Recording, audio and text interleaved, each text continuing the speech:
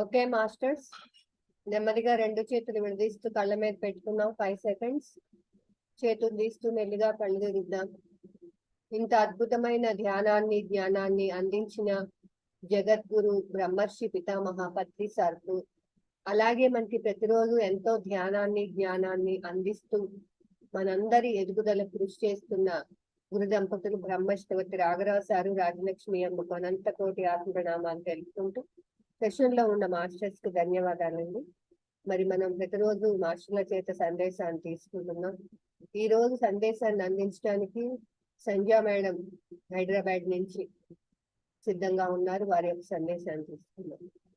సంధ్యా madam. నమస్తే madam. నమస్తే. Okay madam, thank you madam. మనకు ధ్యానాన్ని, ఈ విశ్వానికే ధ్యానాన్ని పరిచయం చేసినటువంటి పత్రిజీ దంపతులకు మరియు మనకు నిత్యము ధ్యానము అందిస్తున్నటువంటి తటవర్తి దంపతులకు మరియు ఈ జూమ్ నిర్వహిస్తున్న సుధారాణి మేడంకి మరియు జూమ్ లో పాల్గొన్న మీ అందరికీ నా యొక్క ఆత్మ ప్రణామాలు. నా పేరు సంధ్యా గుబ్బ. నేను హైదరాబాద్ నుంచి. ఈరోజు మనం తెలుసుకున్నట్టు ఏమిటంటే, అమ్మ చెప్పింది మనం జ్ఞానం పొందడానికి శక్తులను ఎలా ఉపయోగించుకోవాలి అని. ఇది 5వ నెల 23వ సంవత్సరం రోజు చెప్పడం జరిగింది. మనం ప్రాపంచిక జీవితంలో ఉన్నప్పుడు కొన్ని ధర్మాలు ఉంటాయి. ధర్మాలను పాటిస్తూ జీవితం సాగించాలి. కానీ మనం ఆధ్యాత్మిక జీవితంలోకి వచ్చాక ధర్మాలే కాదు, పరమధర్మం కూడా ఉంటుంది. ఏమిటంటే, ఉపనిషత్తులో ఒక మాట చెప్తారు, శ్రేయస్సు ప్రేయస్సు అని. ప్రేయస్సు అంటే ప్రాపంచిక జీవితంలో జీవిస్తూ ధర్మాన్ని ఆచరిస్తూ జీవించడమే ప్రేయో మార్గమని, ప్రేయస్సు అని చెప్తారు. ఆధ్యాత్మిక జీవితంలో పరమధర్మమైన పరమాత్మను తెలుసుకోవడమే, మరి సత్యలోకమే మన నివాసమని, మన ఆత్మ యొక్క ప్రయాణం సత్యలోకం వైపే అని తెలుసుకోవడమే పరమధర్మం. మానవ జీవితంలో అన్నిటి మీద బంధం ఏర్పరచుకుంటాం, కానీ పరమాత్మతో బంధం ఏర్పరచుకోలేం. పరమధర్మమైన పరమాత్మతో మనం బంధం ఏర్పరచుకుంటే భూమి మీద ఉండంగానే ఆనంద స్థితిలో ఉంటాం అని మనకు శ్రేయో మార్గం చెప్తాది. ఇక్కడ మనం పుట్టినప్పటి నుంచి ప్రపంచాన్ని చూస్తున్నాం, మన చుట్టూ ఉన్న వాళ్ళను చూస్తున్నాం. మనం ఎదిగే కొద్దీ నా వాళ్ళు ఎవరు, పరాయి వాళ్ళు ఎవరు అనుకుంటూ కొన్ని తప్పుడు అభిప్రాయాలతో ఉన్నాం. అది అప్పుడు సరి అయినదే. కానీ ఆధ్యాత్మిక మార్గంలోకి వచ్చాక అన్ని అజ్ఞానపు అభిప్రాయాలని తెలుసుకుంటాం. ఈ ఆధ్యాత్మిక జీవితంలోకి రాకముందు నా భార్య కోసం, నా బిడ్డ కోసం, నా వాళ్ళ కోసం కష్టపడుతున్నాను అని, ఇది నా ధర్మం అనుకుంటాం. సరి అయినదే, అది ఒప్పుకొని వచ్చావు కాబట్టి కష్టపడాలి. దానితో పాటు ఈ శరీరం తీసుకున్నందుకు పరమాత్మ గురించి కూడా కొంచెం దేహం ఉండంగానే ప్రయత్నించాలి అని తెలుసుకోవడమే పరమధర్మం అని మనం ఈ ఆధ్యాత్మిక జీవితంలోకి వచ్చాక అర్థమవుతుంది. గమనిస్తాం, రోజంతా మనం కష్టపడుతున్నామంటే మన కోసమైతే ఇంత కష్టపడక్కర్లేదు. పొద్దున లేచినప్పటి నుంచి రాత్రి వరకు చూసుకుంటే సంసారం కోసమే కష్టపడతాం. నీకు సంబంధం లేని వాళ్ళ కోసం నీవు వీసమెత్తైనా కష్టపడవు. నీకు సంబంధం అనుకుంటే ఎంతైనా కష్టపడతావు. ఎందుకంటే వాళ్ళ మీద ఉన్న అనురాగం, మమకారం, వాళ్ళతో ఉన్న బంధం, అందుకే అంత కష్టపడతావు. కానీ అది ఈ జన్మకే బంధం. భగవంతునితో బంధం జన్మ జన్మలది. ఈ శరీరం నశించినా పరమాత్మతో బంధం నశించదు. నశించని ఈ బంధం కోసం ఎంతో కష్టపడుతున్నావు, నశించని బంధం కోసం తక్కువగా కష్టపడుతున్నావు అనేది మనకు ఈ ఆధ్యాత్మిక జీవితంలోకి వచ్చాకే అర్థమవుతుంది. ఈ ఆధ్యాత్మిక జీవితంలోకి వచ్చాక మనం సాధన చేస్తూ చేస్తూ జ్ఞానం పెరుగుతుంది. జ్ఞానం పెరుగుతూ ఉన్నప్పుడు ఎంతసేపు మనకు గురువులు బోధించిందేమిటి? ఈ ప్రపంచం అశాశ్వతం, ఈ శరీరం అశాశ్వతమే, నీవు అనుకున్న బంధాలన్నీ కూడా అశాశ్వతమే అని మనకు ఎప్పుడు నిరంతరం నేర్పుతూ నువ్వు ఆత్మవి అనే ఆలోచనతో ఉండు, ఆ దృష్టితోనే ఉండు అని నేర్పుతారు.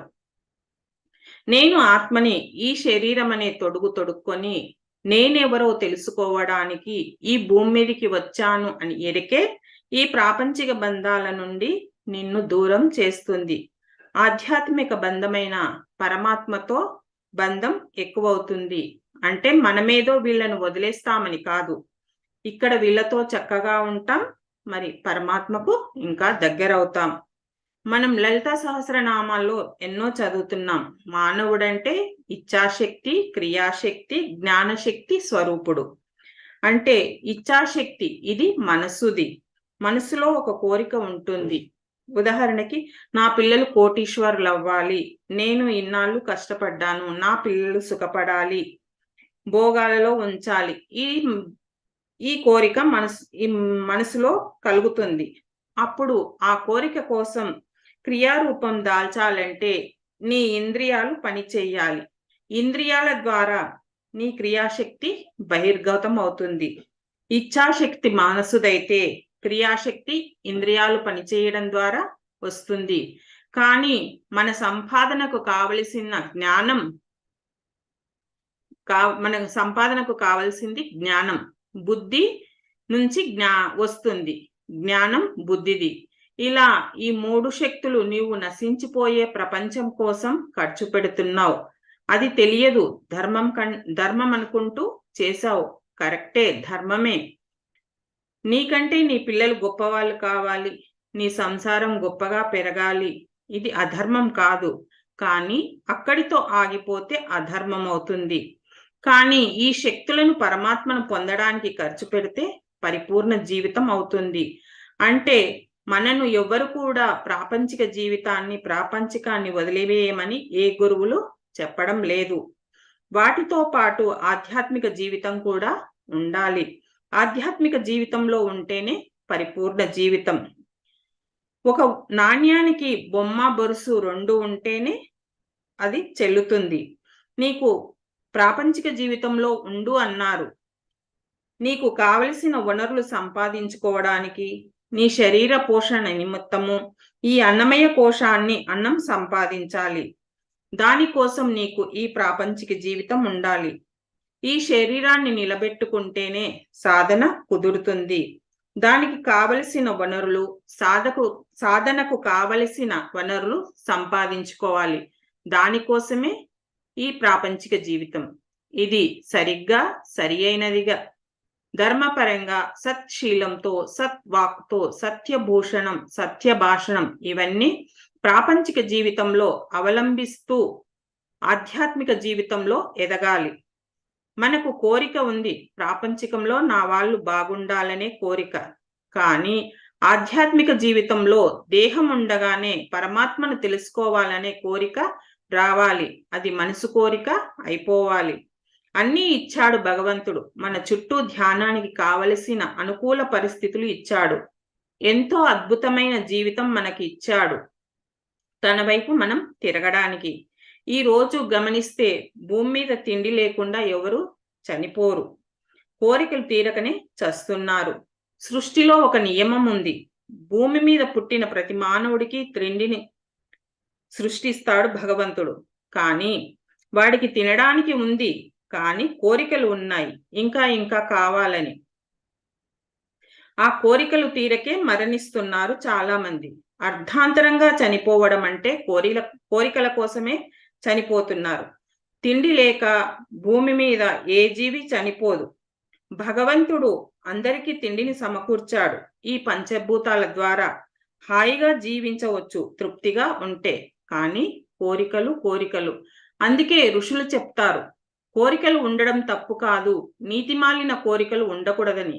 ఆ నీతిమాలిన కోరికలు ఉంటే జీవితంలో దుఃఖం, బాధ, కష్టాలు ఉంటాయి. తాను ఆహారం తీసుకోవడం సరి అయినదే, వాళ్ళు సుఖపడాలనుకోవడం సరి అయినదే. ఆ సుఖపడాలి అన్నప్పుడు నీతిమాలిన పనులు చేయకూడదు.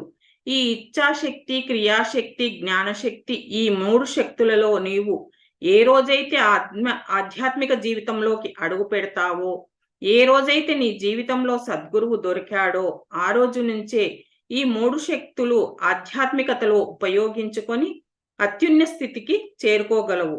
పరమాత్మను తెలుసుకోవాలనే కోరిక మనసుకు ఉండాలి.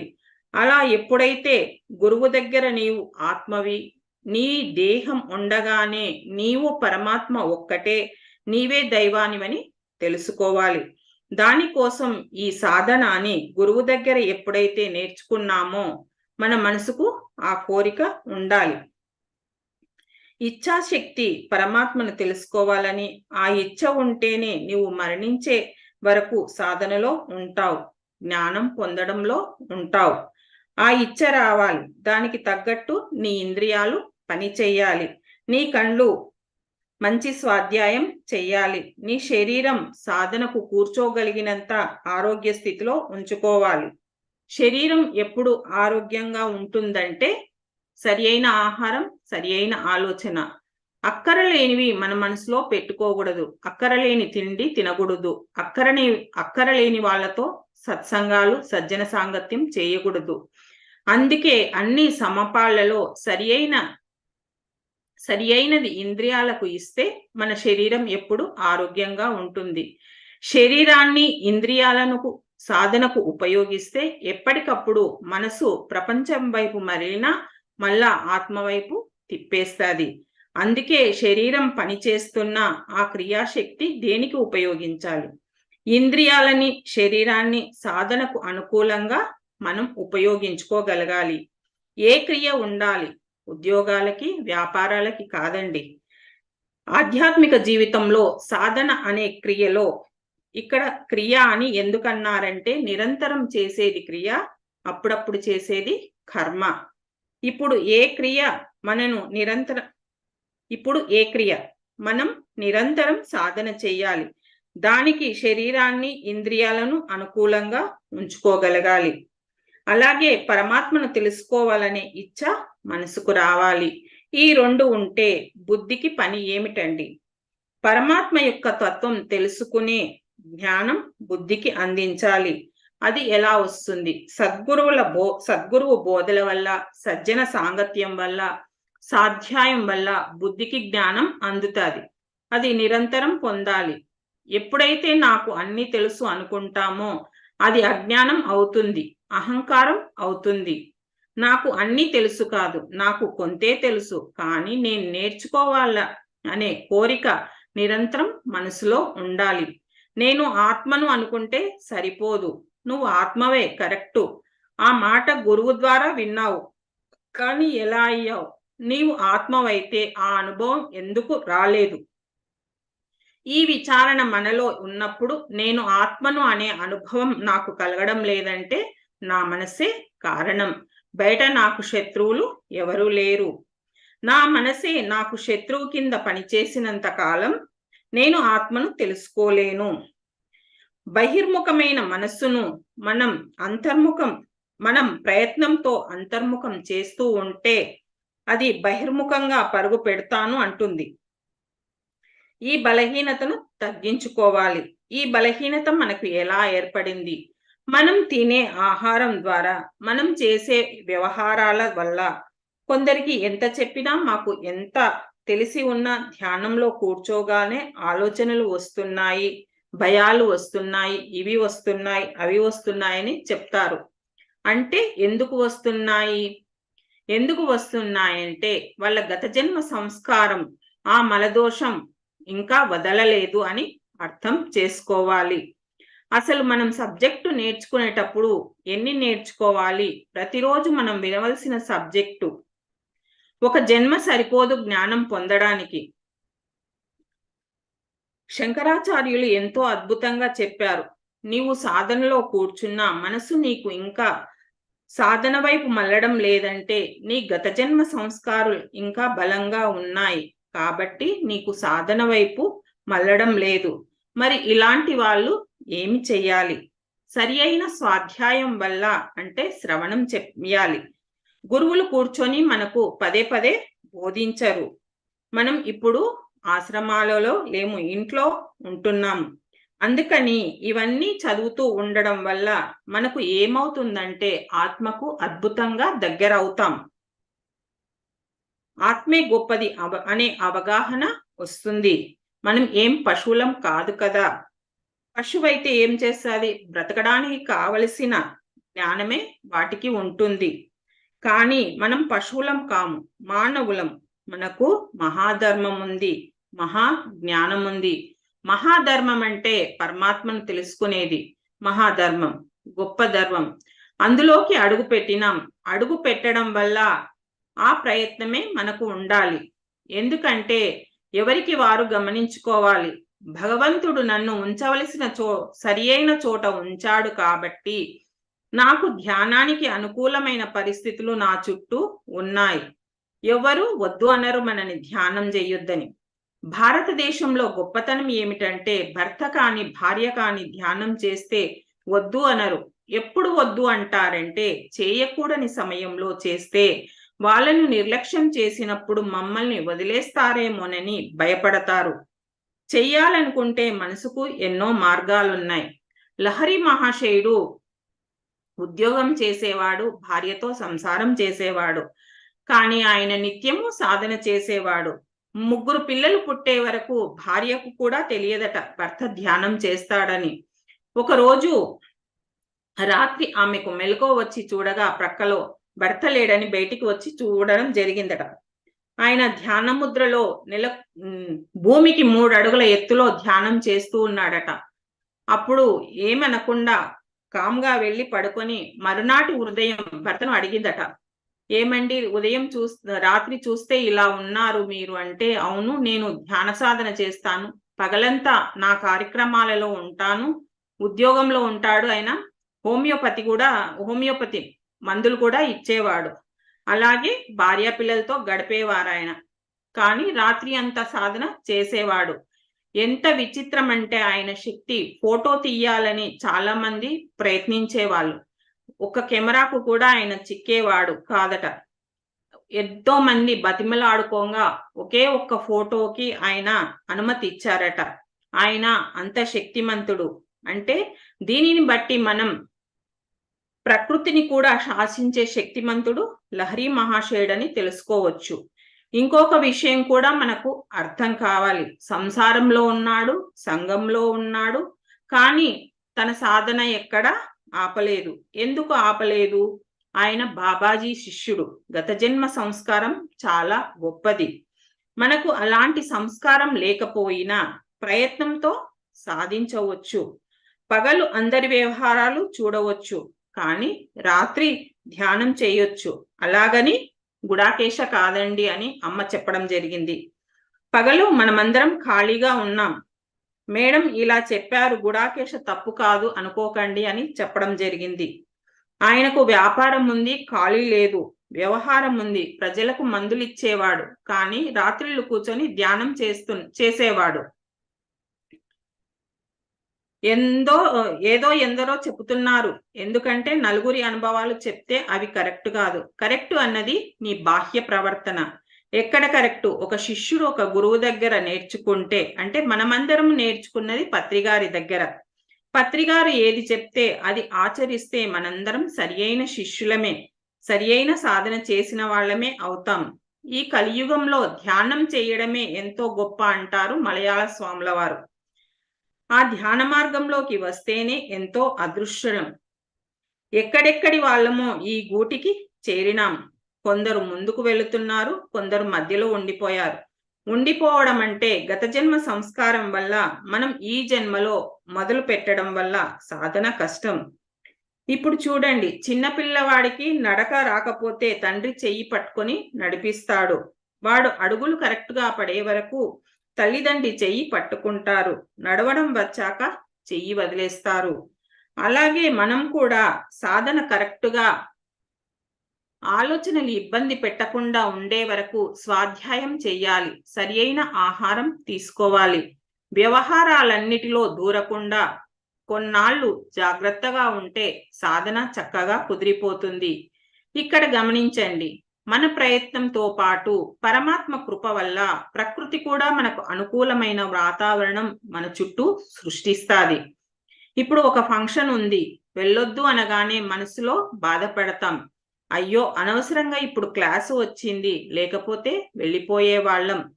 నువ్వు బాధపడుతున్నావంటే నీ ప్రయత్నం ఇంకా సరి అయినది కాదు. లేదు నాకు ఇదే ఇష్టం అని నీకు మనసుపూర్తిగా ఇష్టమైనప్పుడు నెక్స్ట్ టైం నుంచి ప్రకృతి నీకు ఎలాంటి ఆటంకాలు లేకుండా నిన్ను కాపాడుకుంటూ ఉంటుంది.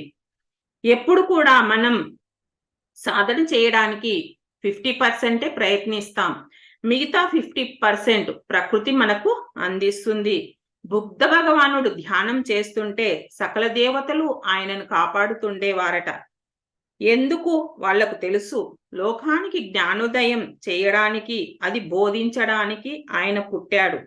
కాబట్టి ఈయన ధ్యానానికి ఎలాంటి ఆటంకాలు కలగకూడదు అని దేవతలందరూ ఆయనను కాపలా కాశారు. మరి అంత గొప్పవాడు. మనకంటే వాళ్లకు తెలుసు, మనం కూడా లోకానికి ఏదైనా చెయ్యాలని ఉద్దేశంతో ఉన్నామనుకోండి, మనకు కూడా ఏ ఆటంకాలు రావు, ఏ ఇబ్బందులు రాకుండా మనం ముందుకు వెళ్తాం. కానీ ముందు పరీక్షలు వస్తాయి. ఆ పరీక్షలు వచ్చినప్పుడు మన అడుగులు ఆగిపోతే ఇక ముందుకు వెళ్ళడానికి ప్రకృతి ఎప్పుడు సహకరించదు. మనలో అనంతమైన శక్తి ఉంది. ఏ శక్తి ఉంది?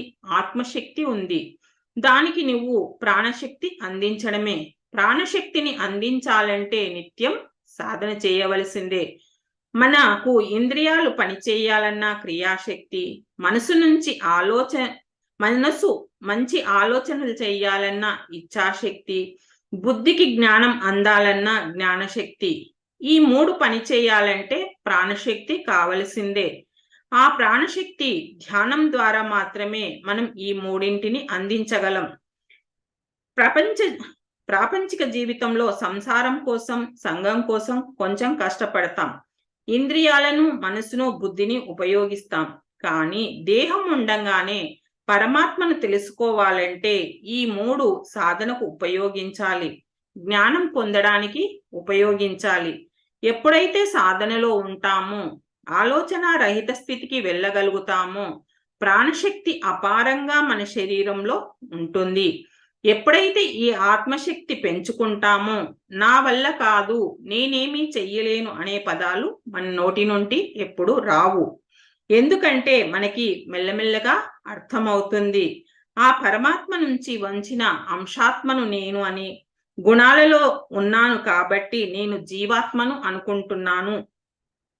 నా గుణాలను మార్చుకొని నిర్గుణ స్థితికి వెళ్ళినప్పుడు నేను పరమాత్మను అవుతాను. నేను పరమాత్మనే.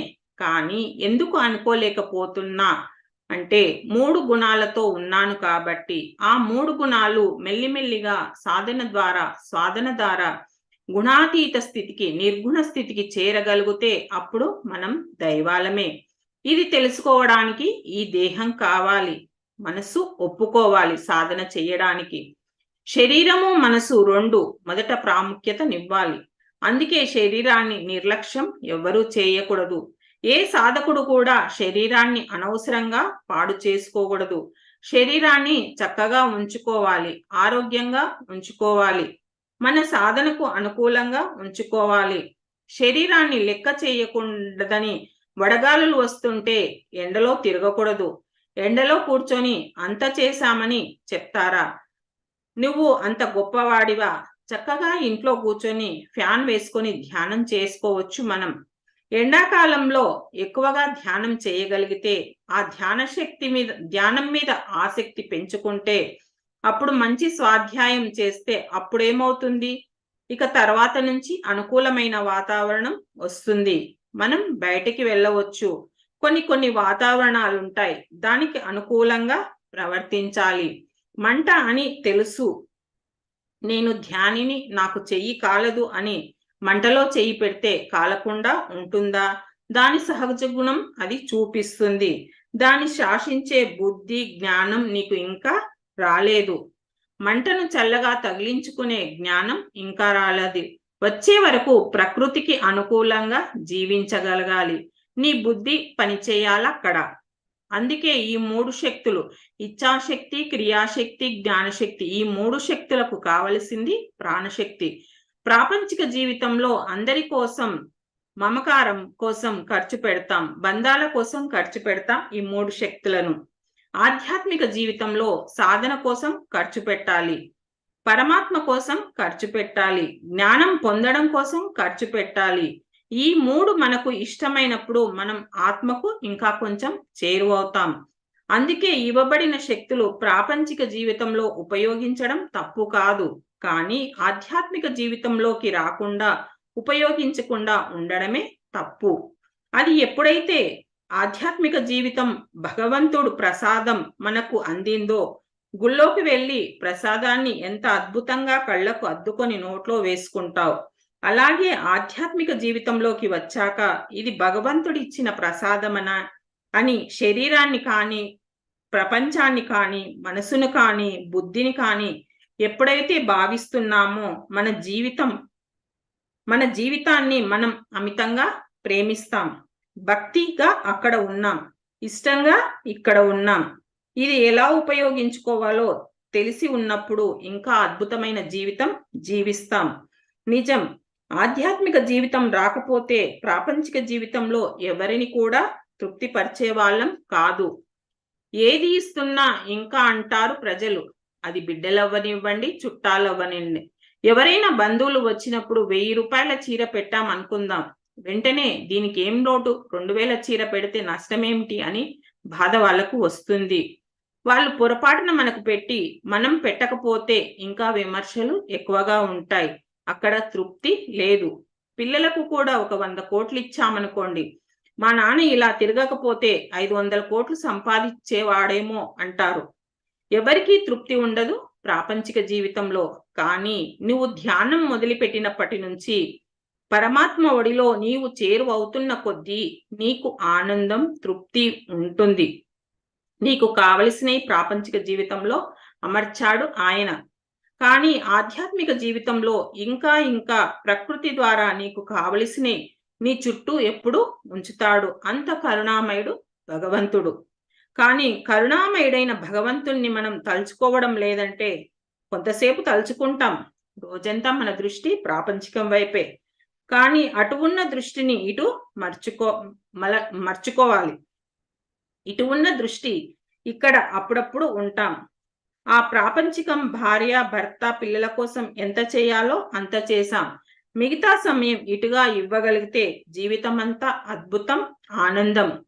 ఇక్కడ ఉన్న ఆనందం ఎక్కడా లేదండి. ఈ ఆనందం వైపు ప్రయాణిస్తున్నాం. ఆనందం కాక ఇంకా ఏమీ ఉంటుంది? ఇది మేము అనుభవిస్తూ అందరికీ అదే చెప్తున్నాం అని తటవర్తి అమ్మ వాళ్ళ గురించి చెప్పడం జరిగింది. కానీ ఇప్పుడు ప్రాపంచిక జీవితంలో ఎన్ని చేసినా తృప్తి లేదు. ఈ ప్రజలే మనం ఆధ్యాత్మిక జీవితంలో వచ్చాక చాలా గౌరవిస్తారు. మామూలు గౌరవం కాదండి, అద్భుతమైన గౌరవం ఉంటుంది ఒక ఆధ్యాత్మిక తత్వవేత్తకి. అందుకే చూడండి, పిఎంలు, సీఎంలు కూడా యోగుల కాళ్ళ మీద పడడానికి కారణం వాళ్ళ యొక్క గొప్పతనం, వాళ్ళ యొక్క ధ్యాన శక్తి, వాళ్ళ యొక్క జ్ఞానశక్తి. అది ప్రపంచాన్ని వాళ్ళ కాళ్ళ ముందు తెచ్చి పెడుతుంది. అంత అద్భుతమైనది ధ్యాన జీవితం. మరి ఇలాంటి జీవితాన్ని మనకు ఇచ్చిన గురువు గారికి, ఇలాంటి గురువు ఇచ్చిన పరమాత్మకి ఒకసారి మనం కృతజ్ఞత తెలియజేసుకుందాం. Thank you madam. ఏమైనా పొరపాట్లు ఉంటే చెప్పగలరు? అయిపోయింది, మంచి టయానికి సరిపోయింది మేడం. టయానికి అయిపోయింది, సరిపోయింది టాపిక్ అంటుంది. ఓకే మేడం, ఏమైనా పొరపాట్లు ఉంటే చెప్పండి, సరిదిద్దుకుంటాను. Thank you madam. Okay master, మనకి నెక్స్ట్ తర్వాత సందేశాన్ని అందించడానికి వసంత మేడం పొదిలి నుంచి మనకి సందేశాన్ని అందించారు.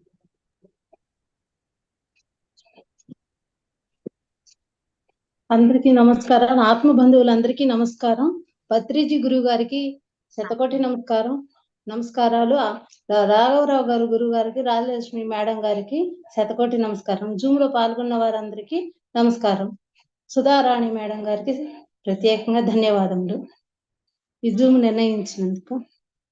ఈ రోజు నేను టాపిక్ ఏంటంటే, జ్ఞానం ఎందుకు పొందాలి, జ్ఞానం పొందినాక జ్ఞానం ఎందుకు పొందాలి, జ్ఞానం వల్ల ఏం లాభాలు అనే ఒక టాపిక్ ఎంచుకున్నా మేడం. ఏమైనా తప్పులుంటే సరి చేయండి మేడం. సుధారాణి మేడం గారు. ప్రాపంచికంగా బుక్ పేరు చెప్పండి. బుక్ పేరు రాజలక్ష్మి, బుక్ లోది కాదు మేడం. మేడం గారు చెప్పిన టాపిక్ బుక్ లోది కాదు మేడం. ప్రాపంచికంగా జీవించినప్పుడు ఎన్నో జన్మలు తీసుకొని మానవ జన్మ వచ్చాక ముందు మనం ప్రాపంచిక జ్ఞానం నేర్చుకుంటాం. ఈ ప్రాపంచిక జ్ఞానం నేర్చుకున్నప్పుడు ఎందరో గురువుల దగ్గర వెళ్తాం. ఒక్క గురువు దగ్గర నేర్చుకోము. స్కూల్ నుంచి చదువు పూర్తయ్యే వరకు ఎందరో గురువుల దగ్గర ప్రాపంచిక జ్ఞానాన్ని నేర్చుకుంటాం. ప్రాపంచిక గురువులు ఎందరో ఉండవచ్చు, కానీ ఒక ఆత్మ గురించి, ఆత్మ జ్ఞానం గురించి, పరలోకం గురించి, పరమాత్మ గురించి తెలియజేయాలి అంటే మన పుస్తకంలో ఒక పుస్తకంలో ఒక ఉపనిషత్తులో, వేదాలలో ఈ రెండిట్లో ఖచ్చితంగా పరలోకాన్ని గురించి కానీ, పరమాత్మ గురించి కానీ, మరి మరణానంతరం ఎక్కడికి జీవిస్తాం, ఏ లోకంలోకి వెళ్తాం, ఎక్కడ ఉంటాం, పాపం అంటే ఏమిటి, పుణ్యం అంటే ఏమిటి, ఇలాంటివి అన్ని చెప్పటానికి ఒక్క సద్గురువే ఉండాలి. మనము మామూలు గురువులు పనికిరారు. మామూలు పుస్తకాల్లో ఈ జ్ఞానం ఉండదు. అందుకని ఈ చదువులు మనకు జీవితానికి ముగింపు కాదు. ప్రాపంచిక జీవితము ఒక్కటి ఆత్మకి ఎండింగ్ కాదు. ఈ శరీరము వేస్ట్, పనికిరాదు అని అనుకోకూడదు. ఆత్మకి ఈ శరీరం కావాలి, అనుభవాలు నేర్చుకోవటానికి కావాలి. ఈ ప్రాపంచిక చదువులు కూడా కావాలి. ప్రాపంచిక చదువుల వల్ల కూడా బుద్ధి కొద్దిగా వికసిస్తుంది. ఆధ్యాత్మిక చదువుల వల్ల బుద్ధి బాగా వికసిస్తుంది. బుద్ధి ఎవరికి వికసిస్తుందంటే, ప్రతిదీ నేర్చుకోవాలి అనుకునే వాళ్ళకి, ప్రతిదీ నేర్చుకోవాలి అనే వాళ్ళకి కావాలి, ఆకర్షణ ఉంటుంది. వారికి మాత్రమే మాత్రమే కావాలి. నాకెందుకులే ఇవన్నీ, నాకేమైనా డబ్బు వస్తుందా, కూడు వస్తుందా, గుడ్డ వస్తుందా అనుకుంటూ చాలా మంది ఆధ్యాత్మిక విషయాలు వినటానికి ఇష్టపడరు. ఇక్కడ మనం గ్రహించవలసిన విషయం ఏమిటంటే, ఎన్ని డిగ్రీలు ఉన్నా, ఎన్ని పదవులు ఉన్నా, కార్లు, బంగ్లాలు, పొలాలు, మేడలు, లక్షలు, కోట్లు ఉన్నా కానీ ఈ ప్రాపంచికం అంతా కూడా పరమాత్మ శక్తి ముందు ఆవగింజంత. అలాంటి ఆవగింజంత నేర్చుకోవడానికి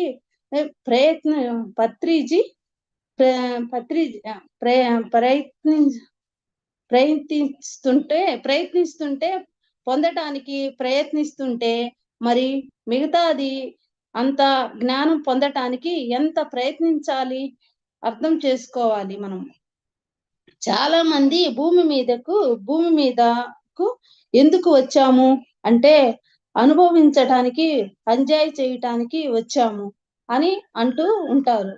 కానీ దానికి రాలేదు మనము అని తర్వాత అర్థమవుతుంది. అర్థమవుతుంది. ఎప్పుడు అర్థమవుతుందంటే, ఆధ్యాత్మిక జీవితంలోకి వచ్చినప్పుడు అర్థమవుతుంది. ఏమిటంటే, ఈ శరీరం భగవంతుడి వల్లే తెలుసుకోవాలి. ఈ శరీరంలో భగవంతుడిలో తెలుసుకోవడానికి ఈ శరీరం ఉపయోగించుకోవాలి అని తెలుసుకుంటుంది. కానీ అంత వెంటనే ఆధ్యాత్మిక జీవితము లోకి రావడానికి ఇష్టపడరు. ఈ ప్రాపంచిక భోగాలే శాశ్వతము, ఈ భర్త శాశ్వతము, ఈ బిడ్డలు శాశ్వతము, ఈ కులము శాశ్వతము, ఈ ఊరు శాశ్వతము, మన జీవితమే శాశ్వతము, నేను పూర్తిగా ఈ భూలోకం మీదే ఉండిపోతాను ఎక్కడికి వెళ్ళను అనుకుంటూ అనుకుంటారు, కానీ అది కాదు జీవితము, ఆధ్యాత్మిక జీవితము అని కొందరికో తెలుస్తుంది, తెలుసుకుంటారు, అర్థం చేసుకుంటారు. జీవించి ఉండగానే జీవం పోసిన జీవేశ్వరుడి గురించి తెలుసుకోవాలి అని చెప్పారు ఋషులు. ఆత్మజ్ఞానం ఎందుకు అని అడుగుతూ ఉంటారు చాలా మంది. కేనో ఉపనిషత్తులో ఆత్మజ్ఞానం గురించి యమధర్మరాజు నచికేతుడికి బోధించాడు. కేనో ఉపనిషత్తులో యమధర్మరాజు ఎంతో కేనో ఉపనిషత్తులో యమధర్మరాజుకి బోధించాడు. కేనో ఉపనిషత్తులో యమధర్మరాజుని ఎంతో బ్రతిమిలాడుతూ ఎంతో మెప్పించి, సంపదలు వద్దు, ఏమీ వద్దు, ఇవన్నీ ప్రాపంచికంగా నశించిపోయేవి అని, ఏమీ వద్దు అని 7 ఏళ్ల పిల్లవాడు నచికేతుడికి ఆత్మజ్ఞానం బోధించమని ప్రాధేయపడ్డాడు. మొట్టమొదటి యమధర్మరాజు నచికేతుడికి ఈ సృష్టిలో అతి గొప్పవాడు ఎవరంటే, అతి శక్తివంతుడు ఎవరంటే ఆత్మజ్ఞానం పొందినవాడే గొప్పవాడు, శక్తివంతుడు అంటే అంతేకాని సంపదలు ఉన్నవాడు గొప్పవాడు కాదు, పుణ్యం చేసిన వాడు గొప్పవాడు కాదు. అందరికంటే ఆత్మజ్ఞానం పొందినవాడే గొప్పవాడు. ఈ సంపదలన్నీ ఈ సృష్టిలో అంతా భగవంతుడిదే, నాదంటూ ఏముండదు. నీవు తెచ్చుకున్న ఈ శరీరం ఉపయోగించు అని అతి శక్తివంతమైన పని ఎవరైతే భూమి మీద ఉండగా ఆత్మజ్ఞానం పొందడానికి ప్రయత్నిస్తాడో వాడి కంటే గొప్పవారు ఈ భూలోకంలో కానీ ఇతర లోకంలో కానీ ఎవరు ఉండరు.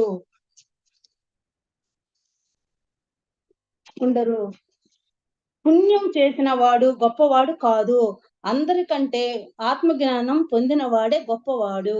ఈ సంపదలన్నీ ఈ సృష్టి అంతా భగవంతుడిదే, నాదంటూ ఏముందంటే నీవు తెచ్చుకున్న శరీరం ఉపయోగించి కాస్త ధ్యానం చేసి ఆత్మజ్ఞానం పొందటమే అతి గొప్ప, అతి శక్తివంతమైన.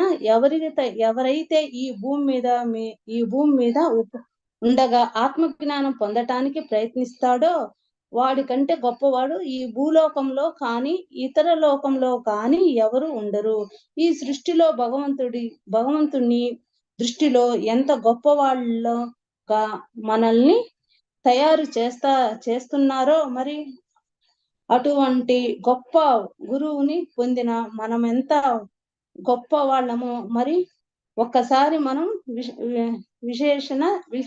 విశేషణ తెలుసుకోవాలి. పదే పత్రిజీ సార్ చెప్పారు, ధ్యానం చెయ్యండి, జ్ఞానం పొందండి. అదే మాట రాఘవరావు గారు గురువు గారు మనకు చెప్పారు. గంటలు ధ్యానం చెయ్యండి, జ్ఞానం పొందండి. జ్ఞానం పెంచుకుంటే అన్ని అర్థమవుతాయి. చేసే ప్రతి పనిలో విచారణ విశ్లేషణ ఉంటే ఏది చెయ్యాలి ఏది చేయకూడదు అని అర్థమవుతుంది. అంత గొప్ప జ్ఞానాన్ని మనకు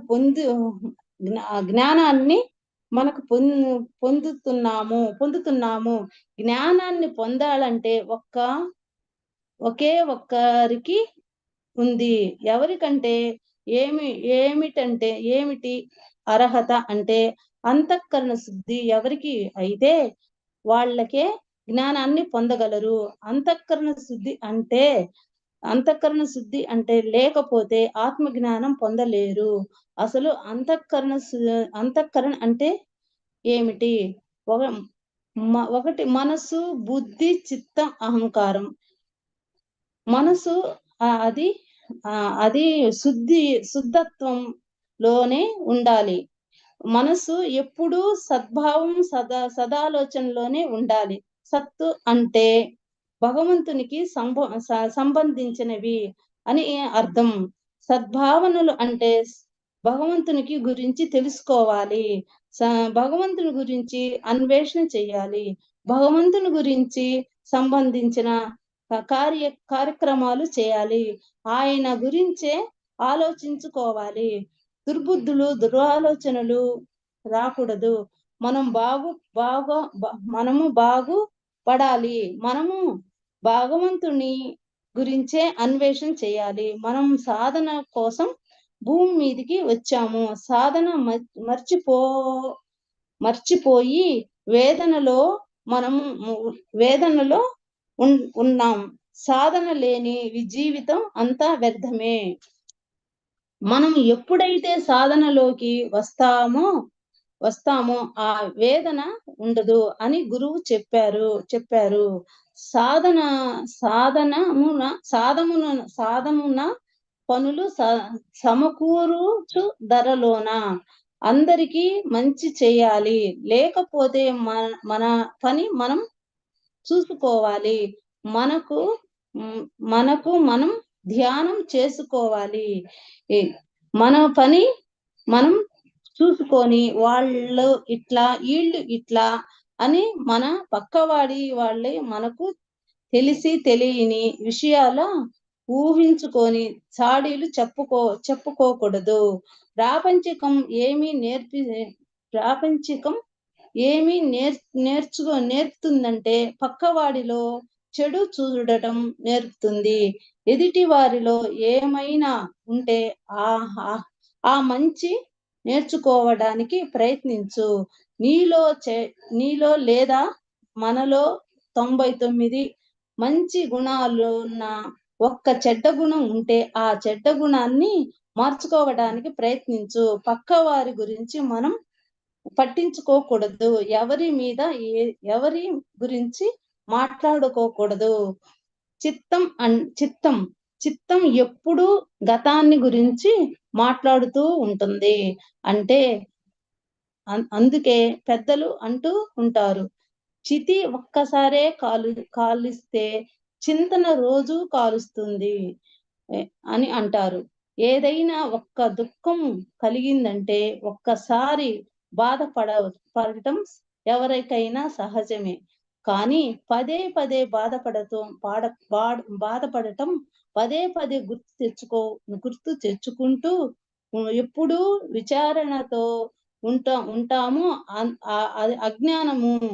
అందుకే బుద్ధుడు ఎప్పుడు వర్తమానంలోనే జీవించాలి అన్నారు. గతం వద్దు, భవిష్యత్తు వద్దు. గతాన్ని ఆలోచిస్తే బాధ, భవిష్యత్తు ఆలోచిస్తే భయం. భయం రెండు ఉండకూడదు. అంటే నువ్వు వర్తమానంలో జీవించగలగాలి. ఇప్పుడు చక్కగా జ్ఞానం వింటున్నావు, జ్ఞానం నేర్చుకుంటున్నావు. ఒకప్పుడు చాలా జరిగింది, ఒకప్పుడు ఇలా జరిగింది అని ఖాళీగా కూర్చొని అవన్నీ ఆలోచిస్తూ గతంలో జరిగిన దుఃఖకరమైన సంఘటనలు వర్తమానంలో జరిగినట్లు బాధపడుతూ ఉంటాం. ఇలా ఉంటే వర్తమానం కూడా చెడగొట్టుకుంటున్నాం.